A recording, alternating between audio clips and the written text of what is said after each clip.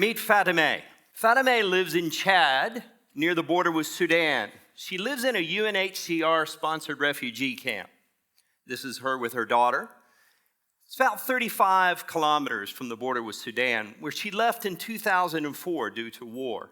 She lives in a camp called Iridimi, and this camp is one of about 10 in the region, and it has about 25,000 people.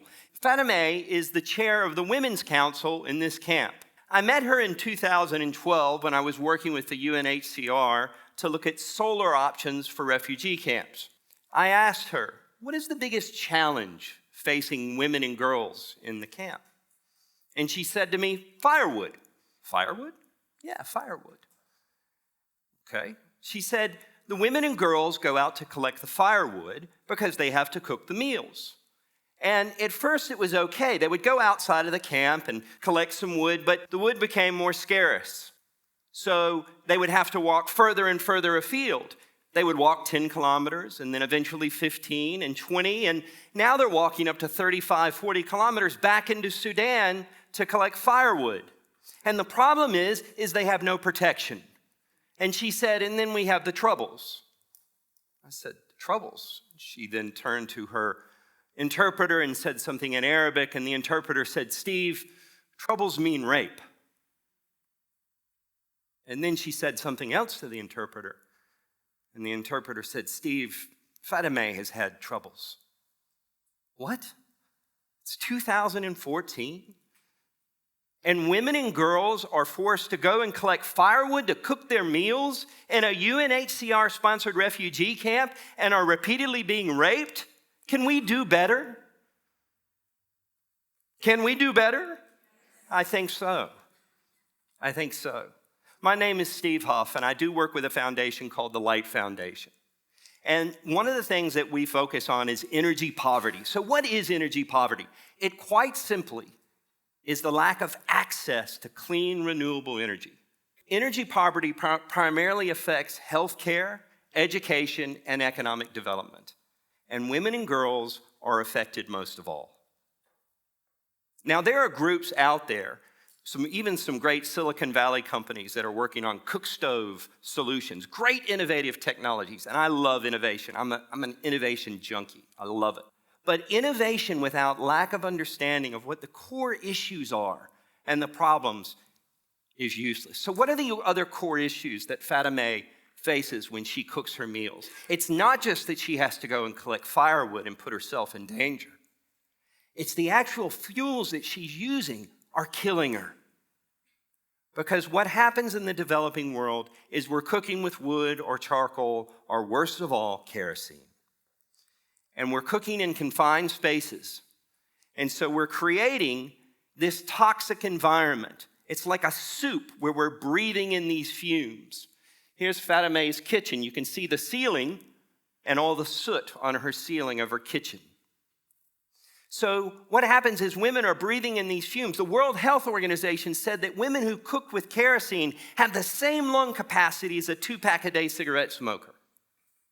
And worse still, kerosene, which is the leading cause of indoor pollution, kills more people annually in the developing world than HIV and AIDS combined. Can we do better?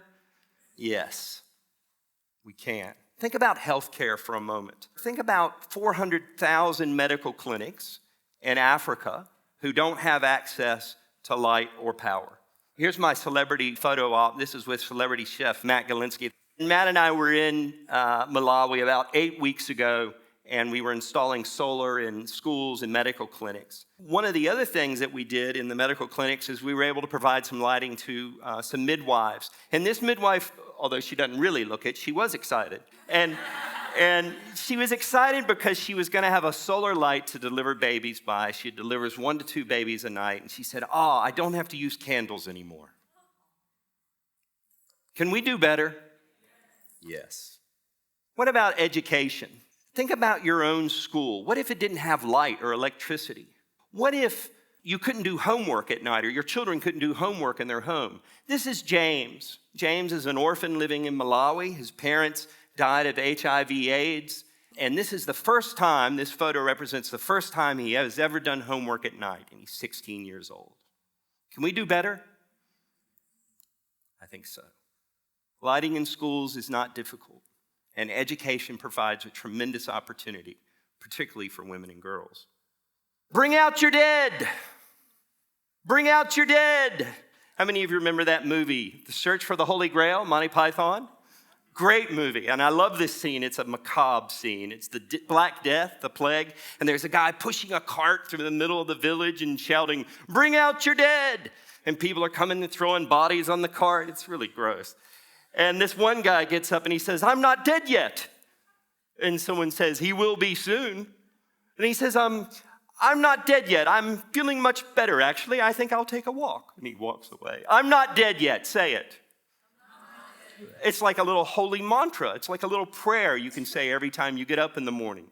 You can say it as you go through your day and interact with your friends. "I'm not dead yet." Say it.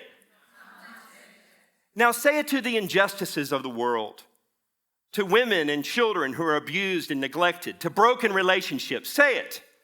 "I'm not dead yet." Now say it to people who have to spend 40% of their monthly income on fuel sources that are killing them, to children who can't do their homework at night because they can't see, or who, worse yet, fall into fires or are burnt by kerosene. Say it.